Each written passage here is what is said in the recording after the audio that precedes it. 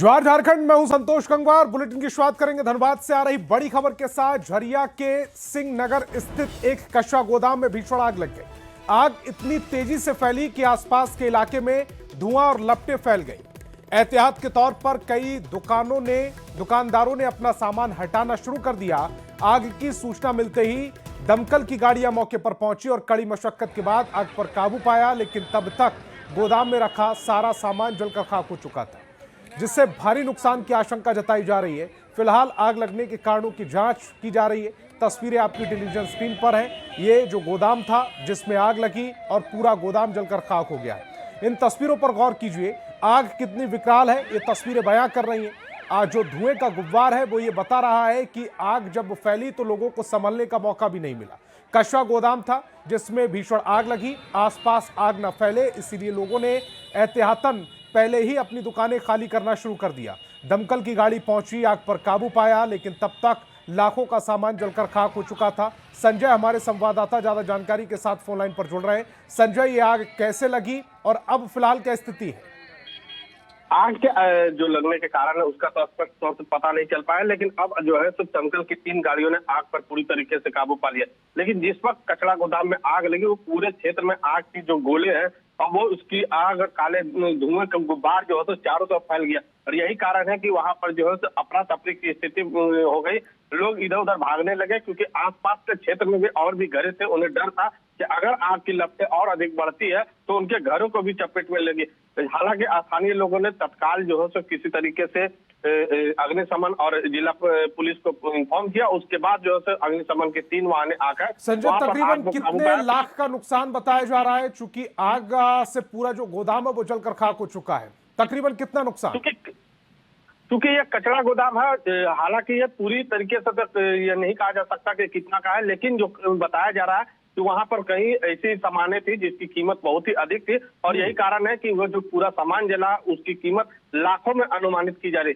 फिलहाल जो आग लगे के कारण है उसका पता नहीं चल पाया और जब ये पूरी तरीके से संजय आसपास की कुछ और दुकानें इसकी चपेट में आई या उन्हें एहतियातन पहले ही खाली कर दिया गया था जैसे ही गोदाम में आग की खबर फैली? जब ही आग फैली उसके बाद से फौरन तौर पर जो स्थानीय लोग थे वो अपने स्तर से आग को काबू करने का प्रयास किया। यही कारण है कि आसपास के दुकानों तक जो है सो वह नहीं फैली।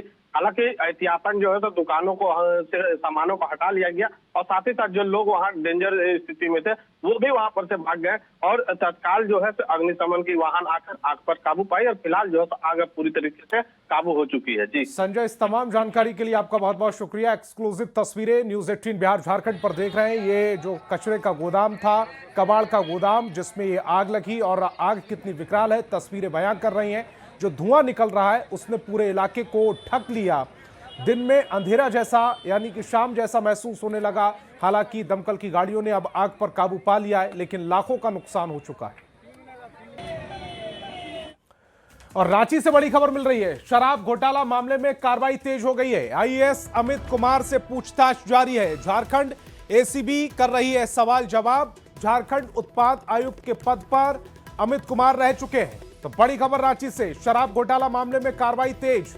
आईएएस अमित कुमार से पूछताछ जारी है। झारखंड एसीबी सवाल जवाब कर रहे हैं। झारखंड उत्पाद आयुक्त के पद पर रह चुके हैं अमित कुमार। बड़ी खबर इस समय आपकी टेलीविजन स्क्रीन पर। रांची से यह बड़ी खबर, शराब घोटाला मामले में कार्रवाई लगातार तेज है। आईएएस अमित कुमार से लगातार पूछताछ की जा रही है। झारखंड एसीबी सवाल जवाब कर रहे हैं अमित कुमार से। झारखंड उत्पाद आयुक्त के पद पर रह चुके हैं अमित कुमार, जिनसे फिलहाल पूछताछ की जा रही है। तो बड़ी खबर रांची से है। शराब घोटाला मामले में लगातार एक्शन, कार्रवाई हो रही है और इस पूरे मामले में आईएएस अमित कुमार से लगातार पूछताछ भी हो रही है। झारखंड एसीबी सवाल जवाब कर रही है। उत्पाद आयुक्त के पद पर रह चुके हैं अमित कुमार, जिनसे अब एसीबी पूछताछ कर रही है। रांची से यह बड़ी खबर है। शराब घोटाला मामले से जुड़ी यह बड़ी खबर जिसमें अब कार्रवाई लगातार तेज होती जा रही है। आईएएस अमित कुमार जिनसे पूछताछ की जा रही है और ओम प्रकाश हमारे संवाददाता ज्यादा जानकारी के साथ फोन लाइन पर जुड़ रहे हैं। ओम प्रकाश, चूंकि अमित कुमार से लगातार पूछताछ कर रही है एसीबी, क्या पूछताछ में कुछ बातें बाहर निकल कर आई हैं? जी बिल्कुल। जो अब तक जानकारी है उसके अनुसार शराब घोटाले मामले में जो मार्शन एंड जो एक और कंपनी थी, उनकी जो बैंक गारंटी थी वो फर्जी जमा की गई थी और अमित कुमार के जो कार्यकाल था उत्पाद आयुक्त के पद पर उस वक्त वो थे, उसी दरमियान वो फर्जी बैंक गारंटी जमा की गई थी, जिस वजह से इन तमाम चीजों को लेकर पूछताछ की जा रही है कि आखिर किन वजहों से उन बैंक गारंटी की जो जांच है वो क्यों नहीं हो पाई, क्या वजह थी, क्या इसके पीछे कुछ साजिश थी, उन्हें इसकी जानकारी थी या नहीं थी। इन तमाम चीजों को लेकर जो सवाल हैं वो पूछे जा रहे हैं। तो अब इस पूछताछ के बाद ही तमाम तथ्य जो हैं वो सामने आ सकते हैं। खासतौर से ये पूरी पूछताछ जो है वो फर्जी बैंक गारंटी को लेकर अहम रूप से सामने आ रही है, जो सवाल हैं। जी ओम प्रकाश, इस तमाम जानकारी के लिए आपका बहुत बहुत शुक्रिया। और पूर्व मुख्यमंत्री चंपाई सोरेन ने स्वास्थ्य मंत्री इरफान अंसारी पर गंभीर आरोप लगा दिए हैं। चंपाई सोरेन ने एक्स पर पोस्ट करते हुए लिखा कि स्वास्थ्य मंत्री का नाम एनएमसी की अधिकृत डॉक्टरों की सूची में नहीं है, फिर भी वे सरकारी अस्पतालों के ओपीडी में डॉक्टर बनकर बैठते हैं और रील्स बनवाते हैं, मरीजों की जान को खतरे में डाल रहे हैं। जिस राज्य में मरीजों को संक्रमित खून चढ़ाया जाता है, जहां के अस्पतालों में अव्यवस्था की खबरें रोज अखबारों में छपती हों, जहां हर दूसरे दिन खाट पर जाते मरीजों की तस्वीरें वायरल होती हों, वहां अगर इस फर्जी डॉक्टर की दवा से किसी मरीज को कुछ हो जाए तो कौन जिम्मेदार होगा। वैसे आज अखबार में देखा कि रिम्स की जमीन को कब्जा करके उस पर अपार्टमेंट बनाया जा रहा है। इतनी बड़ी बहुमंजिला इमारत बिना सिस्टम की जानकारी, सहमति के तो नहीं बनी होगी। एक रिम्स की भूमि का बंदरबाट करने के बाद ये लोग नगली में रिम्स 2 के नाम पर आदिवासी मूलवासी किसानों की जमीन लूटकर उसका भी यही हश करने वाले थे क्या? झारखंड की इस तथाकथित अगुआ सरकार का नियम एकदम स्पष्ट है, जो जितना बड़ा नौटंकीबाज, जो जितना बड़ा भ्रष्टाचारी, वो उतना बड़ा।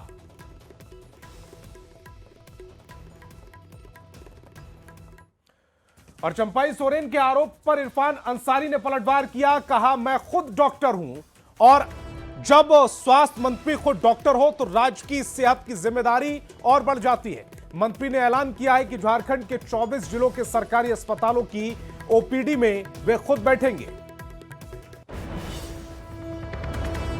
अगर किसी ने साबित कर दिया तो मैं उस पर केस कर दूंगा, ठीक है। इस तरह की हल्की बातें हैं।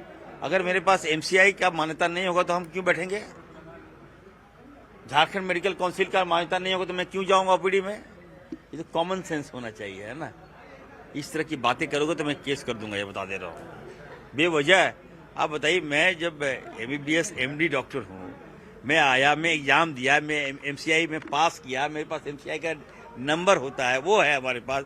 झारखंड मेडिकल काउंसिल में अप्लाई किए, हम गवर्नमेंट जॉब किए, उसके बाद भी इस तरह से हल्की बातें करता है यार।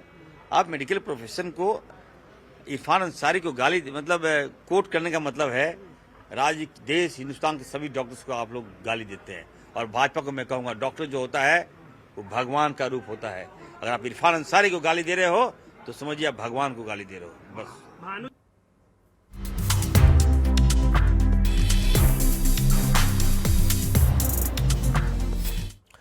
और झारखंड विधानसभा का शीतकालीन सत्र सोमवार से शुरू हो गया।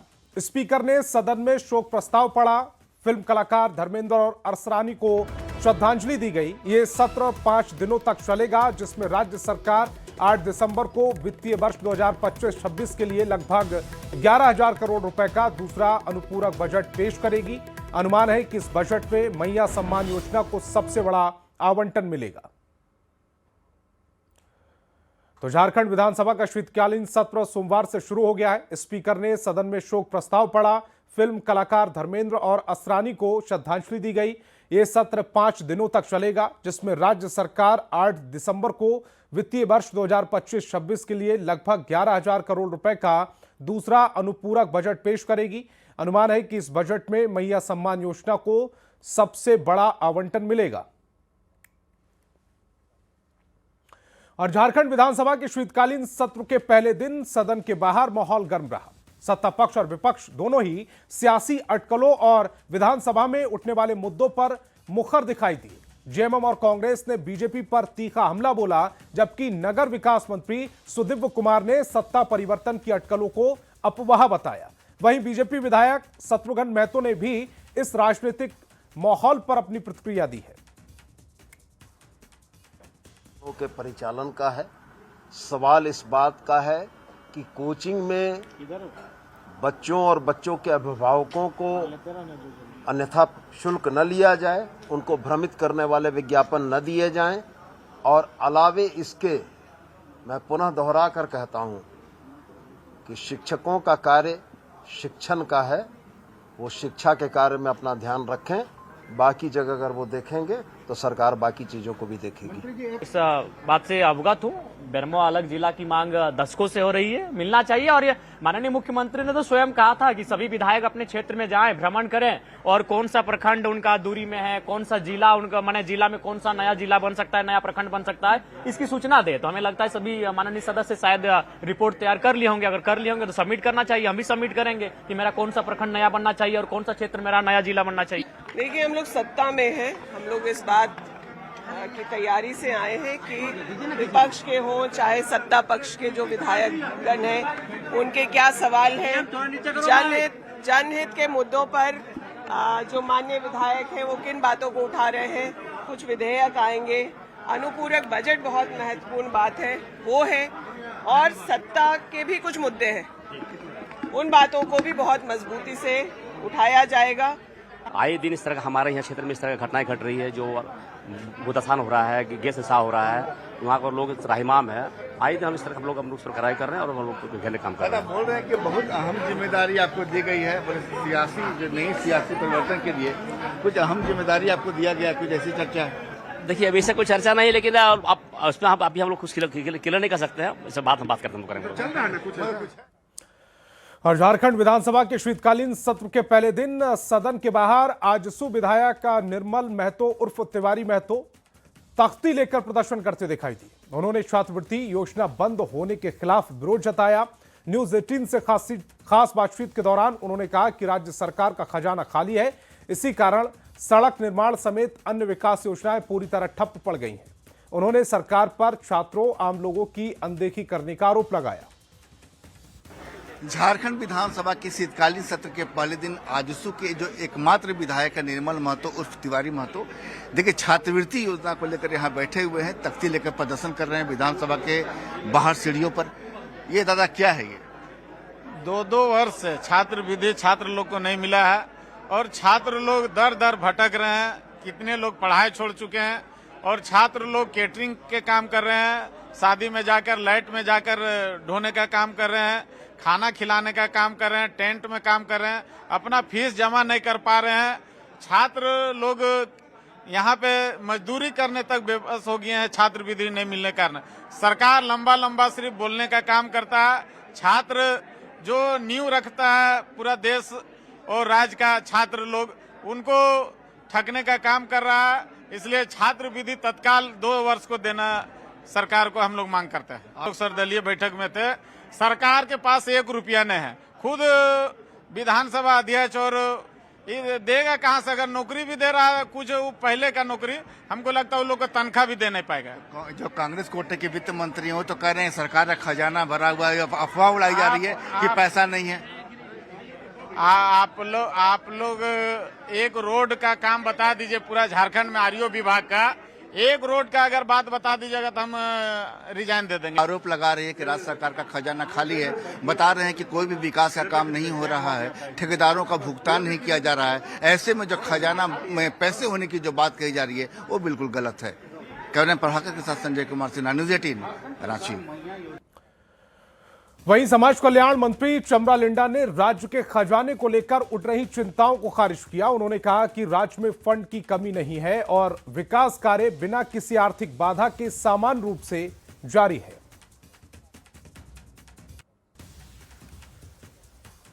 तो सीधे आपको लेकर चलते हैं विपक्षी जो वार्ता हो रही थी रूस और भारत के बीच, उस पर प्रधानमंत्री नरेंद्र मोदी कुछ कह रहे हैं। आपके बीच बहुत ही उपयोगी और सार्थक चर्चाएं हुई हैं। मुझे खुशी है कि भारत और रूस के सहयोग के सभी क्षेत्रों का इस बैठक में प्रतिनिधित्व किया गया है। आप सभी के सुझावों और प्रयासों के लिए मैं आपका हार्दिक अभिनंदन करता हूं। मेरी ओर से हमारे सहयोग को आगे बढ़ाने के लिए कुछ विचार आपके सामने मैं रखता हूं। पहला, लॉजिस्टिक्स और कनेक्टिविटी के क्षेत्र में आज की बैठक में राष्ट्रपति पुतिन और मैंने हमारे कनेक्टिविटी के पूरे पोटेंशियल को रियलाइज करने पर बल दिया है। आईएनएसटीसी या तो फिर नॉर्दर्न सी रूट यानी चेन्नई व्लादिवोस्टोक कॉरिडोर, इन पर हम आगे बढ़ने के लिए प्रतिबद्ध हैं। जल्द ही इस दिशा में प्रगति होगी।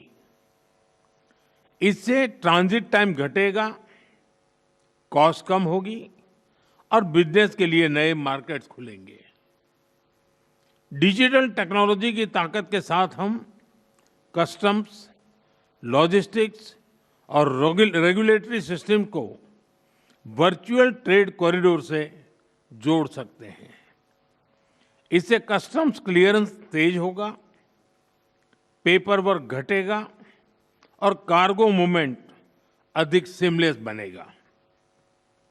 दूसरा, मरीन प्रोडक्ट्स। हाल ही में रूस द्वारा भारत से डेयरी और मरीन प्रोडक्ट्स के निर्यात के लिए भारतीय कंपनियों की लिस्ट में विस्तार किया गया है। इससे भारत के एक्सपोर्टर्स के लिए नए अवसर बने हैं। भारत के high quality marine products, value added sea food, processed food, इसकी बड़ी मात्रा में ग्लोबल डिमांड है। और घाटशिला उपचुनाव में बड़ी जीत के बाद जेएमएम विधायक सोमेश सोरेन पूरे आत्मविश्वास में दिखे। न्यूज 18 से खास बातचीत में उन्होंने कहा कि क्षेत्र के समग्र विकास के लिए वह पूरी तरह से प्रतिबद्ध हैं। वहीं राज्य सरकार का खजाना खाली नहीं होने की उन्होंने बात दोहराई। झारखंड विधानसभा के शीतकालीन सत्र के पहले दिन यहां पर घाटशिला उपचुनाव में जीत हासिल कर पहुंचे हैं सोमेश सोरेन। सोमेश जी, कह सकते हैं कि पहला दिन रहा, कैसा रहा अनुभव विधानसभा का? बहुत बढ़िया रहा और सब कुछ ठीक ठाक रहा आज का दिन। और बाबा का आशीर्वाद से आज यहाँ तक पहुँचे, जनता का आशीर्वाद से यहाँ से पहुँचे और आशा करते हैं भी आगे भी सब बढ़िया रहेगा। और सदन में हमारे जितने क्षेत्र की समस्या है उसको रखने का मौका मिलेगा, जिस तरह बाबा रखते थे इसमें मौका मिलेगा। कोई बात नहीं, खजाना खाने नहीं है। अब सभी विभाग में अलग अलग प्रक्रिया है, तो उनको देखा जा रहा है। अपना जो सभी विभाग अपना अपना कार्यक्रम कर रहे हैं। ये सोमेश सोरेन जी हैं और बता रहे हैं कि इस बार जो चूंकि घाटशिला विधायक जो पहुंचे हैं यहाँ पर उपचुनाव जीते, वो साफ बता रहे हैं कि घाटशिला क्षेत्र का विकास करना उनकी जिम्मेदारी है, दबाव भी है और कहीं से भी खजाना खाली नहीं है। और क्षेत्र का जो विकास है वो जो इरादा लेकर विधानसभा पहुंचे हैं वो करते रहेंगे। कैमरा प्रभाग के साथ संजय कुमार सिन्हा, न्यूज 18 कराची। और झारखंड विधानसभा के शीतकालीन सत्र के दौरान सदन के बाहर सड़कों पर एआईएसए से जुड़े छात्र छात्राओं का प्रदर्शन देखने को मिला। प्रदर्शनकारी छात्रों हाथों में बैनर पोस्टर लिए छात्रवृत्ति योजना की मांग के साथ साथ मैट्रिक और इंटर की परीक्षा में परीक्षा शुल्क बढ़ाए जाने का विरोध किया।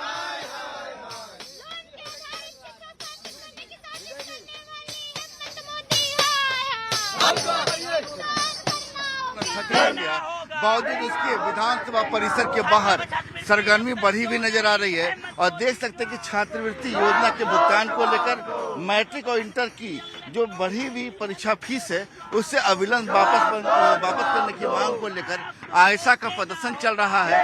और जो छात्र छात्राएं हैं वो लगातार झारखंड विधानसभा की ओर बढ़ रहे हैं। क्या मांग है आप लोगों की? क्या मांग? जी, हमारी सबसे प्रथम और जरूरी मांग है कि जो छात्रवृत्ति अटकी पड़ी है वर्षों से, वो छात्रवृत्ति छात्रों को मुहैया कराया जाए।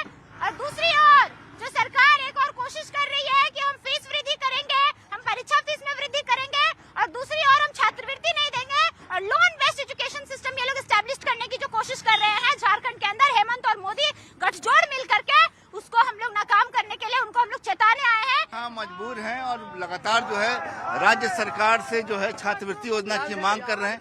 लेकिन बता दें कि यहाँ पर देखिए तरह तरह के बैनर और तख्तियां यहाँ पर है। मैट्रिक इंटर परीक्षा फॉर्म में पैन नंबर जो अनिवार्य किया गया उसे रद्द करो, तमाम चीजों को लेकर तख्तियां ये बता रही है कि नई शिक्षा नीति के अंदर जो तमाम पेचीदगियां हैं और तमाम चीजों को, छात्र का यह भी आरोप है कि नई शिक्षा नीति को हेमंत सरकार जो लागू करने की कोशिश कर रही है, साथ ही इसमें जो आपको छात्रवृत्ति योजना उन्हें नहीं दी गई है, मैट्रिक और इंटर की जो परीक्षा की जो फीस जो बढ़ाने की बात चल रही है उस फैसले को वापस लिया जाए। तमाम मांगों को लेकर झारखंड विधानसभा के बाहर प्रदर्शन किया जा रहा है। कैमरे प्रभाग के साथ संजय कुमार सिन्हा, न्यूज़ 18 रांची। और वक्त है एक छोटे से ब्रेक का।